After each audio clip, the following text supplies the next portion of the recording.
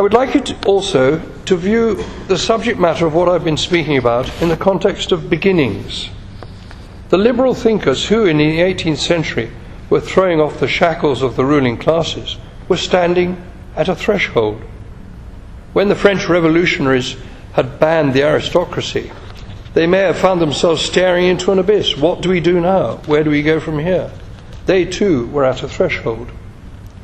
And once the Bostonians had thrown the sea into the harbour and subsequently rid themselves of their English colonial rulers, I think they probably had a better plan than the French, and many of them must have asked themselves, what now? When a humble working man or woman had listened to Immanuel Kant and had timidly accepted his challenge to dare to know, what was the next move? And in the following century, when slaves were being given their freedom by their erstwhile masters, many of them must have been very scared at the prospect, for the first time, of taking decisions for themselves. Were not all these poised on the brink of the most exciting journey of their lives? They may not have been entirely sure where they were going, but one thing is for sure, they were ready to move forward as never before.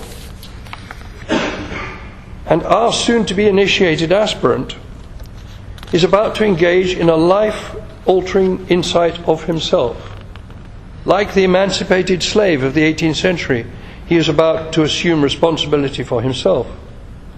As one of your own lodge members, Kirk McNulty, puts it in his book, The Way of the Craftsman, and I quote, "The body of humanity is represented as a quarry from which stone is to be cut to construct a temple to deity. While the rock remains in the quarry, it is part of the mass and experiences what the mass experiences. The candidate in the entered apprentice degree is about to separate himself out and to undertake to live his life as an individual, to be a separate stone. When he has recognized himself to be an individual, like the rough ashlar cut from the mountain, which will never be part of the bedrock again, the entered apprentice can never go back."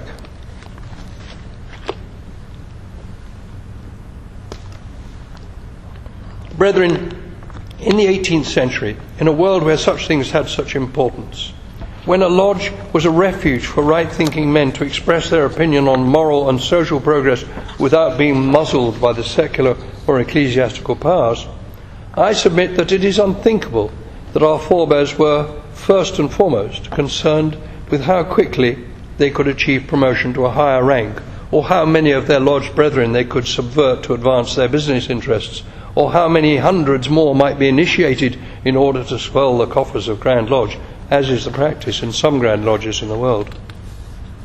Let us remember that although in the 18th century lodges met every month and often more frequently, an initiation might only take place, say, once every 4 years, and that initiate might then wait a number of years before being passed to the second degree. We can calculate that under those circumstances, an initiation would have taken place perhaps only once every 20 meetings. And what do you suppose the lodge was doing during the other 19 meetings? Well, records were normally never kept, or only incompletely, but there are indications. In London, the Burlington Lodge of Instruction in 1810 taught the younger brethren by means of lectures, probably the lectures of William Preston. Although we have only scant evidence of what those 19 meetings might have entailed, we have enough circumstantial evidence to draw an outline of Masonic practice.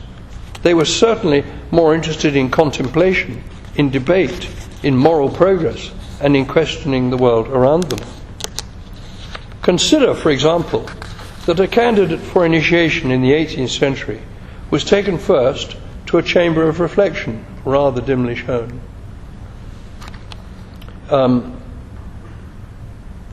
As is still the practice in many countries outside Anglo-Saxon Freemasonry.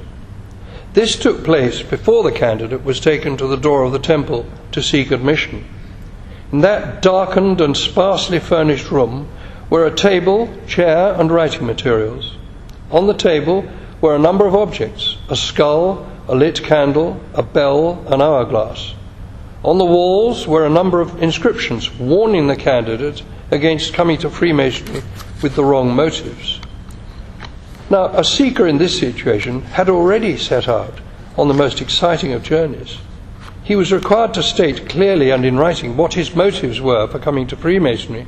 What did he expect of the Brotherhood? What could the Brotherhood expect of him? And these replies were then carried into the lodge and read out aloud, so that the brethren could decide whether or not he was a worthy man to be made a Mason. We may be surprised to learn that as often as not they ruled that he was not worthy to proceed. He had to go home. Admission was not at all automatically to be assumed. This, of course, was not a physical journey, but a journey for the heart and for the mind. I asked you earlier to imprint this image on your mind.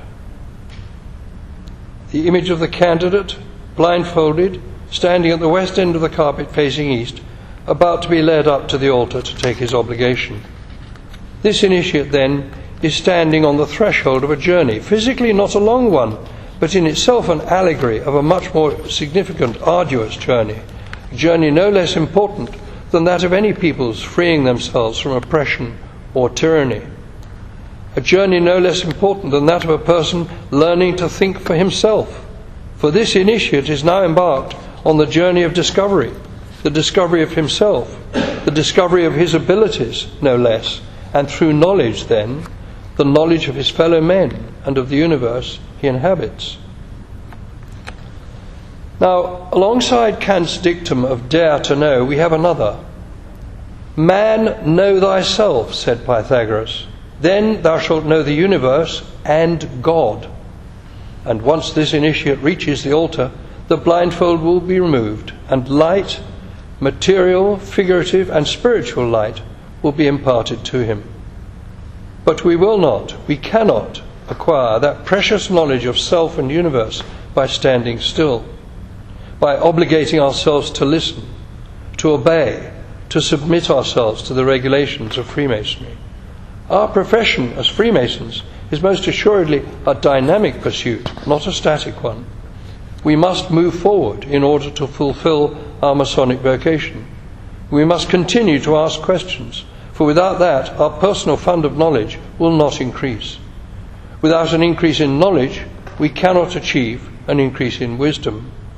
And all the allegories concerning journeying are there to help us.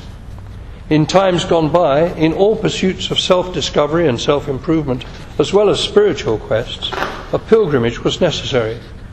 Indeed, in many jurisdictions, the fellow-craft second-degree Mason is known as a journeyman, for in the second degree he is embarked on the journey of life itself, a long and sometimes arduous journey, a true pilgrimage in search of knowledge and of wisdom. In the ancient world, the deities who controlled certain areas of life were unable to operate outside those areas. Their power to favour or to destroy operated only within their own area. So a man from the mountains who found himself in the plain and was in need of divine help had to make a pilgrimage back to his place of origin, back to the mountains, in order to be one with the deity controlling the mountainous region.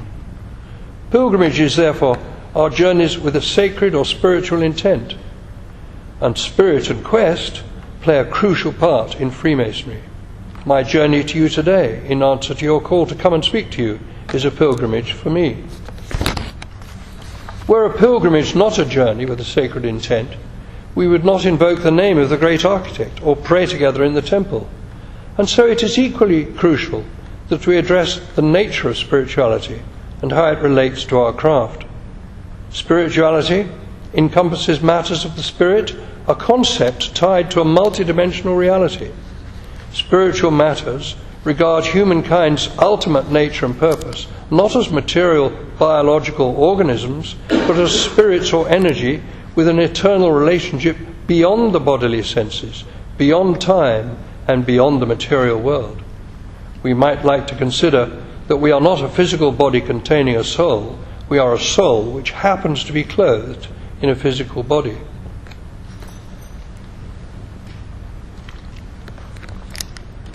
In mythology and literature, a quest, a journey towards a goal, serves as a symbol.